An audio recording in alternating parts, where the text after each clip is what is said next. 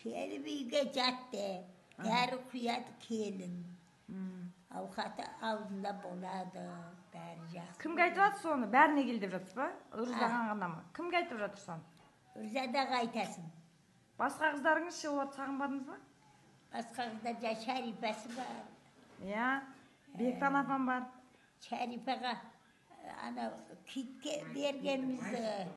Ал айта беріңіз, батаңызды беріңіз, сәлем айтыңыз туысқандарға. Ай, қыздарға ақтасыңдар. Қалайсыздар деңіз? Қалайсыңдар? Үрзада?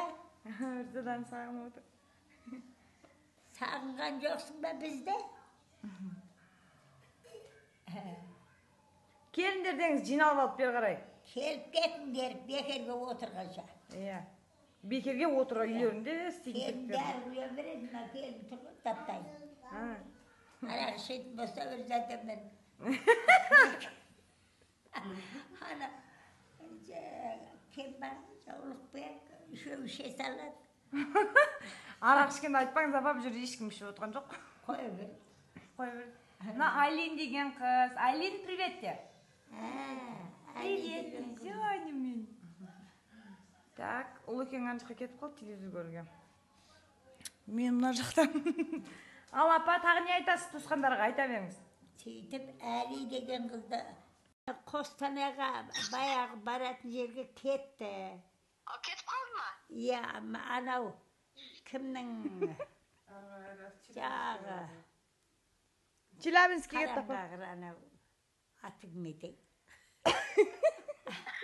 Анау қызы бірге толып деген кім бұл? Шәріп әпше немересі. Шәріп әпшесі бірге толыпты қызы. Басқан ме? Жаным. Мақсаттың қызы бірге толады. Иә, бірге толды ғой, оны шығарып салып отыр ғой Ұлықбек. Еге болды. Бәрін шығарып салды оларды, еге болды.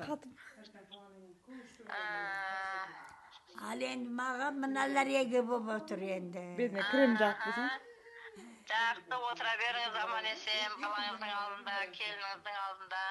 Құда қаласа. Құдай қуат берсін, ауырмаңыз, қатты ауырып қалмаңыз.